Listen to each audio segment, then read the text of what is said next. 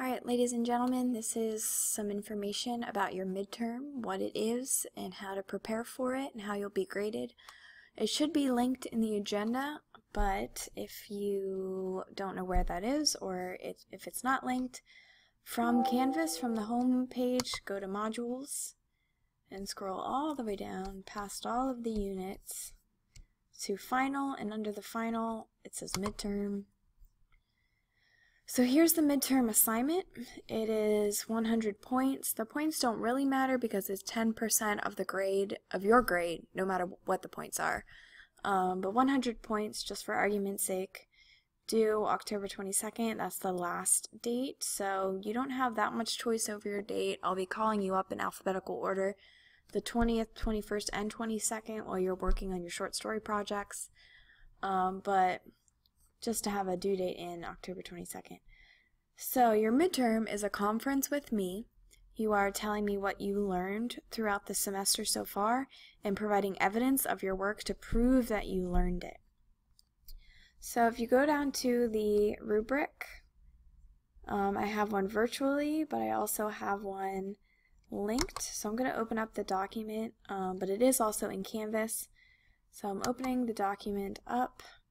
I'm going to have this open as I'm grading you, and I'll just be clicking on certain sections. So the directions say, having completed one marking period thus far in Keystone English 9, please reflect on your experiences in regards to developing as a reader, thinker, and writer to date. Consider lessons learned from perceived failures and frustrations. Consider what knowledge you have gained and processes learned that you consider keys to your growth. So you can write a response here about what you've learned. There's another place I'll show you in a minute, but those are the directions, and then here's the rubric. So there are 4 things that I'm grading you on: the required items, the concepts that you communicate and that you learned, your reflection on those concepts and your learning, and then the overall presentation of our conference.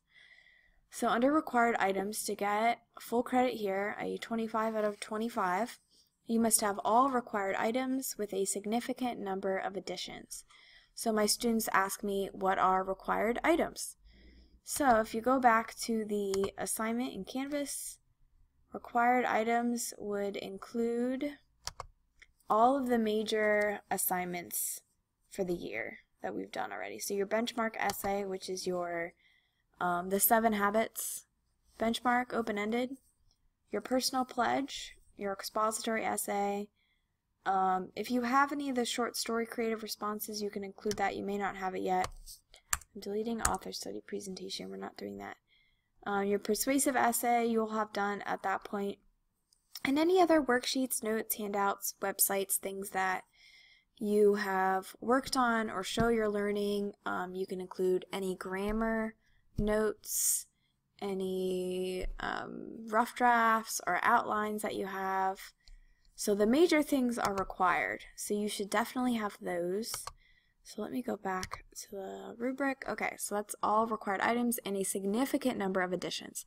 So you can literally have these things in your OneNote notebook, copied and pasted. Remember, in your notebook, I have it all laid out by unit. So you can go through and say, see, I mastered all the reading strategies. I know what they are. And you can copy and paste evidence in here. So maybe you have, I don't have a lot of things up, but maybe you have a response to something we read about, and you want to put that as evidence of you learning reading strategies, if that's something. So you copy, paste it, and there's your response right in there. Unit 2 is expository, so you could have your essay, all of these things. You should have information, outlines. Unit 3 is just research. Unit 4 is persuasion. Unit 5 is persuasive speaking. So you will eventually have all of these filled out. Also, your final assignments would be your persuasive essay and your speech. You can't really include your speech in here. You could include an outline or an audio recording if you have one as practice. Otherwise, just your essay is sufficient. Okay.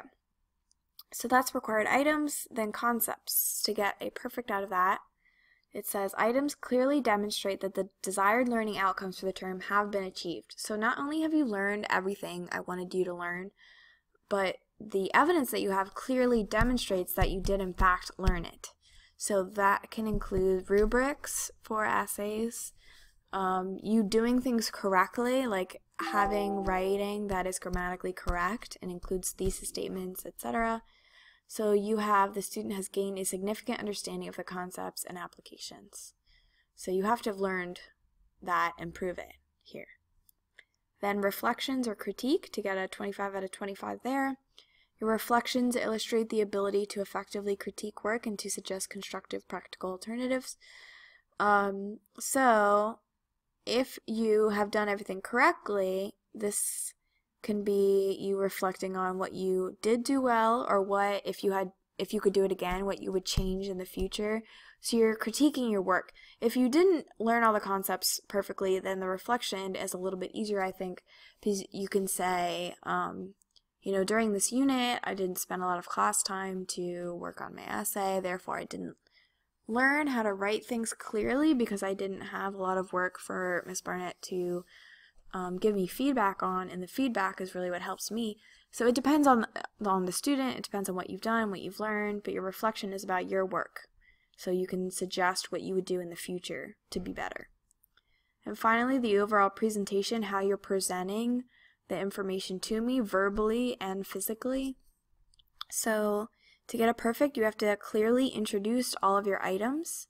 It should be well organized, so not just randomly in a folder.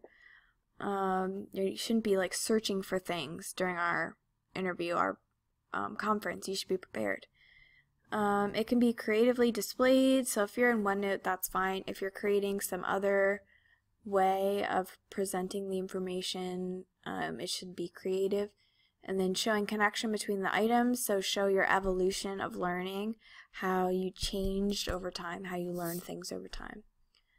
If you don't do all of those things, you can look down at the rubric for what would give you less points. So you can look at it. I mean, if you don't have all of your major assignments finished, then you are automatically going to get the last part of the rubric for required items. A significant number of required items is missing. So that's the maximum amount of points you would get there for required items. Okay, so that is the directions and the rubric. Now I'm going to go back to the assignment page, and I have all these ideas here. So open up where it says fill out for our conference midterm. This goes through the concepts I want you to have learned. Part of the rubric is that you have learned the concepts. So here is a way you can just fill this out and then read it to me and use your OneNote notebook as your evidence. So it says please invest at least 30 minutes to do this. So here are the 5 areas I need you to reflect on. So these are the things you need to address. So again, you can fill out, you can rate yourself where you are now or where you were at the beginning of the semester versus now. So focus. This can be just about writing, but if you want to expand it about your behavior or your work ethic, that's okay too. Focus is your writing focus on a specific topic, point, or goal. Is your writing motivated by clear and concise thesis statements that lead to clarity for your reader? So your focus in writing. I also included in the midterm assignment in Canvas some things that you could use as evidence for focus. Your thesis statements and relevant information in your writing. So then the next one is content. Are you well versed on the topics that you write about or speak about, or do you ramble? Are you partially prepared for things, like are your notes only partially filled out? Do you always possess adequate content knowledge? In essence, does your audience believe that you are competent? So think through that, and then I have examples again in that Canvas assignment, so look through there. Organization, does your writing flow? Do you use nuanced and complex transitions, or do you just say first, second, third? Does it flow? Do you connect your old ideas to your new ideas? How do you structure your assertions through paragraphs and entire papers? Is it clear? Is it connected? The next one, number 4, is style. So that's the types of words you use, your word choice, your diction, your sentence variety, and supports. So does your writing hold your audience's interest? Is it interesting and fun to read? How strong is your word choice? Are you using formal word choice, so not I's or U's, no contractions, no vague words such as a lot or things? And then conventions, that's grammar. Do you use correct and appropriate English in your spelling, grammar, punctuation, overall word usage? Is it correct and compelling? Do you communicate thoughtfully and thoroughly through proofreading, revisions, and editing? Or is it clear that you have a lot of simple mistakes throughout your writing? And then at the bottom, you can come up with 3 goals for the remainder of the year. So it says here, don't write I am going to in the future tense, write present tense. Like, you should be working on these things now, today, right this second. So based on all that stuff, what are your 3 goals? So you could say, like, I am strengthening my writing through parallelism and active voice. Maybe those are 2 grammar aspects you've really struggled with. So I am, and then whatever it is you're doing. Or I am, researching using credible sources. Maybe in the past you didn't always use credible sources. So these are your specific goals. These are neither right nor wrong, as long as you phrase them in the present tense, and I agree with it. Like, don't say I am, I don't know, like learning thesis statements if you already have proven that you know them. So this you can fill out and come prepared. Your information, your evidence should be organized, and you should kind of have in your head what you're going to say to me before you come up for our midterm. While other people are midterming, so remember there are other people in the room who will be conferencing with me when you are not, you can't interrupt us or be rude or distracting or otherwise get my attention away from the person who's midterming, because that makes me miss what they're saying, miss what they're trying to express to me about what they've learned. Therefore, I may not give them all the points that they should have had because I missed something. So if that happens, you'll lose points in your midterm if you're taking away from someone else. So if you have any questions about this, come see me. Otherwise, you should be preparing for your midterm for several days before your actual conference. So go ahead and do that.